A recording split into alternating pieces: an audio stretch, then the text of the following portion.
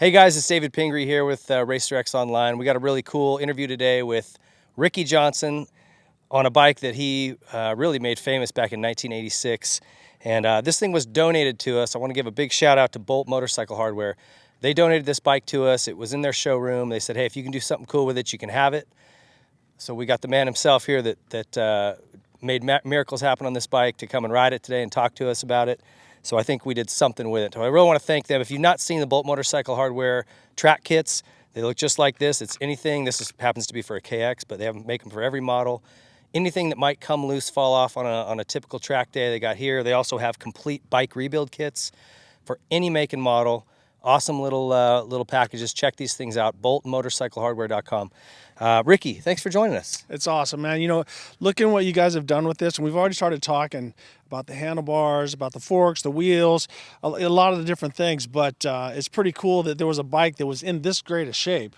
You know, obviously you guys did a frame up, restoration, paint, everything like that. It's even cool to see the Technicell stuff on there. And one little thing before we start is these number 5s, I only ran them one time. And that was 1986 at Anaheim. And my dad used to paint my helmets to actually help Troy learn how to spray clear over the top of the stickers and stuff like that. But my dad actually hand painted these and cut them and designed the 5 and did the swoop on all the different stuff. But Honda was kind of afraid that we might get disqualified because it said it has to be block numbers and this and that. So we went to the Technicell side plates with just the box number 5 from round 2 on. But yeah, this thing definitely is cool. Yeah, it was interesting because when we were talking about doing this design, the guys were like, no, this is the number he ran at Anaheim. And I'm like, okay, yeah, but all these other pictures, it's this one. And so we went with this. I didn't know that story, though. So interesting story. So you already told us we got the bars wrong. These are the David Bailey, more of a David Bailey band. Ricky's like, I had more sweep. They went down. They were, Well, and I got to thank the guys from Renthal because it was the RJ band, and I liked a little more sweep, and I liked a little dip at the end. So kind of some philosophy behind that is if your arm is over, it tightens up those arm bones, and it pinches the nerves in the middle. If you open it just a little bit, that lets more blood flow, and it actually is a little more comfortable on your hand because your arm is actually straight when it's back. So people don't know that. So the higher you got your bars up, the more it twists your arms, the more you need to have your elbow up to compensate for that. So it was more of a comfort deal. Also, I ran silver bars. I don't know why we went with silver because they had gold, and I think Gabor's and Thorpe and everybody ran the gold stuff, but I liked the Renthal, and honestly, I prefer this bar still to this day over the twin wall. Twin wall's too stiff, too pingy. It's too hard. If you take the crossbar off, it's not so bad. But this bar has the right amount of flex. And when I was 180 pounds, and I was pretty strong, and I would overjump stuff a lot, and I never ever bent a bar without crashing. Yeah. So a 7/8 bar is plenty strong. And it also gives you a little forgiveness. But it was great when they came over with that bar, and they said, "Well, you try it," and we did. And actually, the only problem we ever had was at the beginning on my practice bikes, the glue wasn't quite strong enough. And so then I was starting to tell Brian Lundis that he was putting the wrong handlebars on. What's happening is my practice bars are squatting down a little bit. So they changed that, and now I've never had a problem. Well, aside from us screwing the handlebars up, we did our best. I apologize. You also said you helped sort of come up with the concept of the half waffle grip. Well, that was back in '84. So I loved the Honda grips, and I hated the Yamaha grips. They're really stiff, and the Auri grips at the time were really gooey, and they would come apart, and it just didn't feel connected. So I always liked the Honda grips, and Johnny O'Mara liked the Honda Yamaha throttle at the time. So we would trade Jim Felt, who was Johnny O's mechanic, grips for throttles. And so then I ran for Sinosilo at that time, and they wouldn't give me a glove without padding in there. So it made the grip a little too fat. So I started shaving the top off so it didn't bunch everything up there, but I still had the waffle on the fingers. So I'm looking for royalties from all the grip companies, all of them, $1 a set of grips. That's all. Just go back A quarter. in your log. Don't be greedy. Okay, quarter, done, quarter sold. So yeah, no, I know that I did it, and now it's the trend, and honestly, it works. Yeah. But when I do off-road riding and stuff like that, I do like a little extra cushion, so I'll go to a full waffle. Yeah, it kind of depends on what you're doing, huh? Yep. Tell us a little bit about this bike. You came off a championship on the Yamaha, and went to Honda. At the time, those 85 Works bikes were, and maybe some people still say, the best motorcycles ever built. Yeah. You got to ride that thing briefly in testing, and then they sent you on it. One 45-minute moto. When the production rule kicked in '86, this was the bike you went to. So talk me through how all that went. Well, what's funny is I just did an interview with Eric Johnson about 1985. In 1984, I won the championship on a production bike, and Brock, I think Brock won the championship as well. And we were up against the 84 and then the 85. The works bikes were great. Kawasaki had a good works bike, but the Honda was just off the charts. It was so good, so smooth, and it was so above and beyond anything out there. So then when 86 came, I was going to go up and sign with Yamaha, but then Roger called me in the morning and said, "Hey, you want to come? You want to try the bike?" And so I said, "Yep." I met him up at a place called up in La Costa, right by Carlsbad. Rode Ronnie Lachey's bike, and the guy who was Tano, who was the suspension guy, was kind of a fan of mine, liked the way I rode. And he says, "I think I got the setup for him." And so all we did is adjust the sag, and I raised the bars like 2 millimeters, and I got on that thing, and I could run my practice bike hard because it was the same bike that I raced. And I was literally 4 seconds a lap faster. And I was, yes, because I was afraid at first because it was so soft that I was going to bottom them out like the Yamahas. I'm like, I don't know, there's like, go ahead. And so then I started looking for bigger holes to jump into. And I'm like, this stuff is butter. It was so good. So they bait and switch. I got that. It was awesome. I said, I'll sign. I don't care what it is. Sign me up for bonuses because I think I'm going to win a lot. And then we went right to the production bikes. And so then I got one of these. And one of the problems that I had is on the left side is that V right there. And so the boots didn't have real good protection at the time. And so my ankle bone would go down. And so I had like a big ball on there. So then that's where we came up with the plate to kind of stop us from going in there. You don't need it so much now because the ankle, the plastic on the boots and stuff is a lot better. But that was one of the, I'm going to say was a flaw. I always felt that Honda overall was a better bike, but the Yamaha had a smoother power and turned better. Like when you could, like bumps and whoops and jumps, the Honda had it covered. But when it comes to just flat corners, like what a lot of times what we have out here in Southern California, the Yamaha, the way the weight was and the way the geometry was, I could always really rail corners a little faster on a Yamaha than I could on a Honda. So when you went to the production bike, was there disappointment at first? Absolutely not. Because, and this is the thing that I told Eric, like a lot of people, they're saying Ronnie and Johnny and Dave and stuff really complimented Brock and I for doing as well as we did on the production bikes. But here's the thing. We were ahead of the curve. We were practicing on the same bike that we were racing. So back in 1983, Yamaha put me on a works bike, and I rode it for a little bit, and actually in 82, but I didn't have a works practice bike. So I was like, I'm not comfortable with it. I'm having to relearn the bike, even though it's better.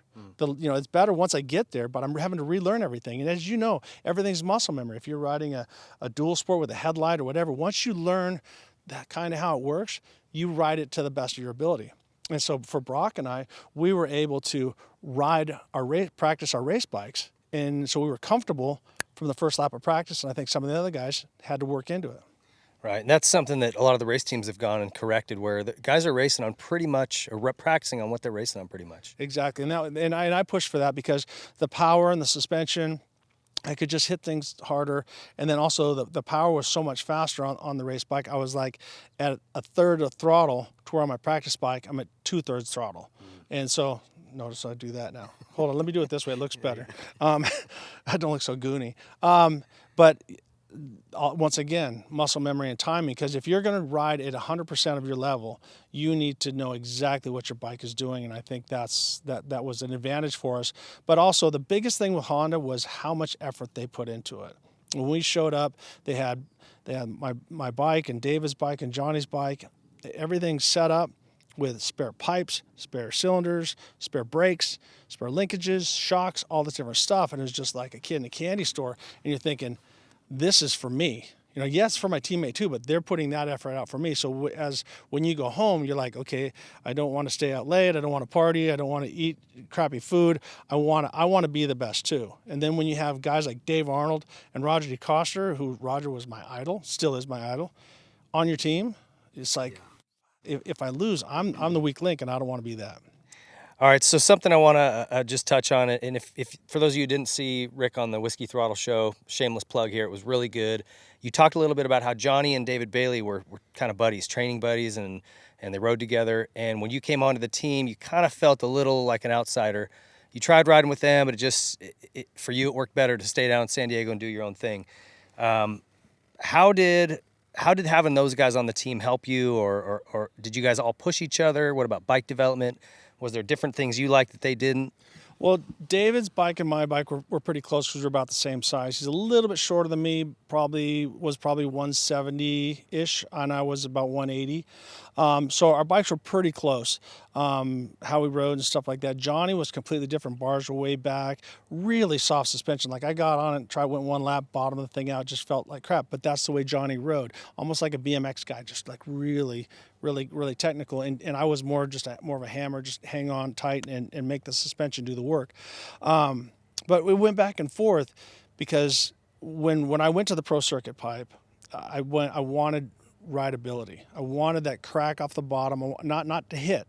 And the Honda Power went a little bit, and then it hit, and it had just unbelievable numbers, which we ran the Honda pipe, the works pipe, in all the sand races, in 99% of the outdoors. But in Supercross, where Anaheim, Phoenix, the different tracks, it was a lot of that initial crack of the throttle being smooth off the exit. So I got with Mitch, because I worked with him at the end of my Yamaha days, and said, I want to try some stuff. If it's right or wrong, let's try it. So he came down with a gas welder, a hacksaw, and a bunch of pipes, and we started mixing and matching different things. And I said, I like that.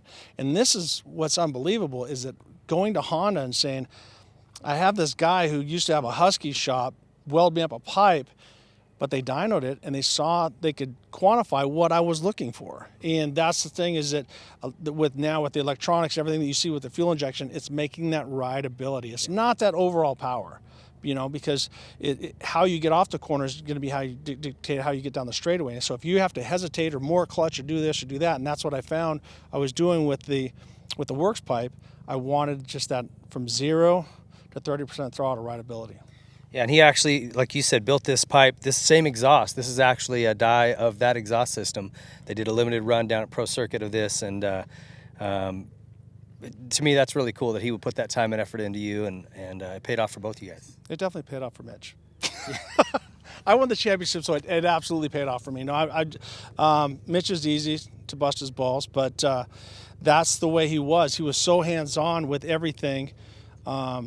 It didn't matter. It didn't matter the scenario. And he's very involved with his riders emotionally, physically, mentally on the bike. He works with with the different guys with the transmissions, and so he definitely has a grasp on the whole concept. And back then, he was kind of a small mom and pop shop, but we had some great times, and we won a lot of races, and it was kind of cool because that started the trend. The other guys are like, well, if he's running it, he's with Honda, and Honda has everything. Maybe we should try it. Then you saw Kawasaki come in, you saw Yamaha come in, and stuff like that. Like I said, it's been good for everybody. Tell me something, the one positive thing you remember, like the best thing you remember about this bike, and the worst thing. The worst thing is going to be my ankles, because I still got some bone spurs in there from that. And actually, that was part of when I started making the plastic with Alpine Star. I wanted them to put that. We did the suede on the inside to get traction on the outside of the bike, but then I had them do that to protect that. So whenever it came up, it never found that ankle bone. And there's I don't know if it was like this on your race bike, but this 10 millimeter nut here, 12. Yes. That thing's will dig right into your boot. Exactly, but now if you look at your new Tech 10, the way the ankle protection is, and that was part of the evolution of that. The best thing was the crank. The Honda Works crank. You get on the bike and you run, and it would just be like no vibration. Compared to a Yamaha, you felt it in your hands, and your butt, and everything else. But the Honda crank and the way they did the motors, it was butter. It was awesome. Yeah, I wish, let me ask you this. Those race bikes, 85, 86, how would they compare to race bikes today? No, they're nowhere close. Because one of the things is we were going back and forth with the upside down fork, what's called the conventional fork. the action of it was a lot better. I ran the upside down fork at Anaheim. It was a mistake because I thought I could run into stuff harder and it didn't flex. And so I like that aspect of it, but the action of it, if you go back and watch that video, you watch us after the first turn, we go down there, I land and I kind of bounce. And so I kind of hesitate, and I'm not blaming it. I ran out of gas. That's why David beat me. But it hurt me, and I went back, which that wasn't a really good thing because the show guys were like, "This is great, you're running it," but now if you quit running it, I'm like, I don't want to give up on it, but the conventional fork is better. And so I went back to that, and I ran at San Diego, and then halfway through the season we went back to the upside down fork. But man, the best, like I could say, the best thing is got to be the crank and the motor and just the overall attitude of Honda. One thing I noticed riding these older bikes, we built a 92 CR last year. They're a lot smaller. The whole bike feels more compact versus a modern bike that's flatter, feels a little bit longer. Do you like the smaller feel or the newer bikes? No, I don't. And that's what I liked about it. If you look at a KX500, really long in the seat, because a lot of, especially when I train beginner riders and stuff, they think this is their limit where they can go. And as you know, if you're going up something that's past vertical, your crotch is all the way up on the handlebars. If you're going down something that's past vertical, well, your legs are kind of short, so your bike gets right about here. But mine, mine gets back here. It's just, this is for turns and kind of for decoration. But I agree with you. A lot of things that people don't realize is that if you look at the way the seats were designed, is so that when you slide forward, you don't look. You slide and you feel on your gooch, you're in the right spot. And if you look, it puts you right in front of the foot pegs, because they made bikes that go all the way up there, but you don't want to get up there. You want to have something that stops you, that you don't have to look and think where to sit. But I definitely like a bigger platform because I'm a bigger guy, short legs, long body. So if I got room to move, all better for me. Yeah. Well, the 86 Anaheim race obviously has been talked about to death.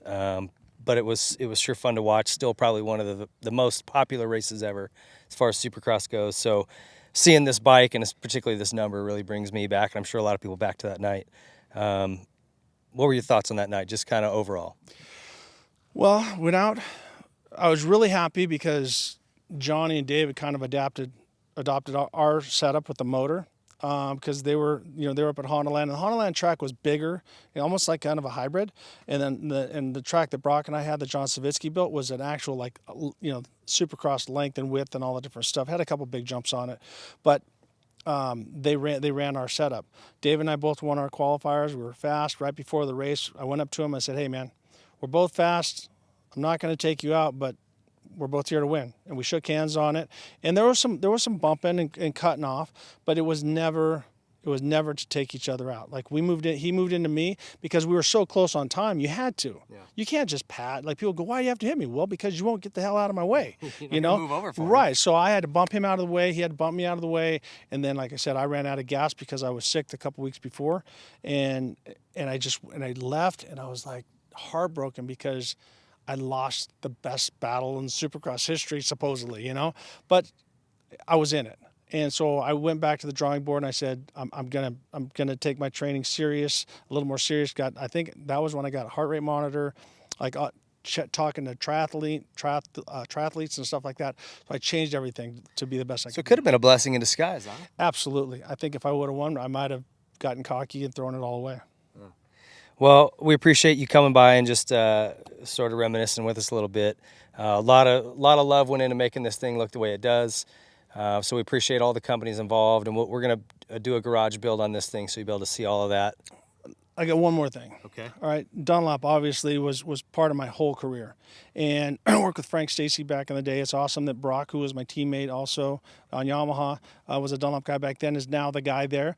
But they came to us when they started the 690. 695. And so it had the angled knob, so you could come in, you could slide in and do that. Well, they also came to us, I think it was in 88, and said, we want to do a 19. And so we had all hand-cut tires all year long in the Supercross. Okay. And it was at the LA Coliseum at the very last round. Keith McCarty came up and went, wait a minute, because it didn't have any of the labeling or anything like that. So it just looked smaller, but no one figured it out until the last race. And so, and I have a piece of that. So Dunlop always did something cool. The tire, a tire that you ran with, they would cut it and bronze it and give it to you at the awards bank. Well, this one that I have, that even might have been the 595 because it was a hard pack tire, but it was all hand cut, and we started the 19-inch revolution.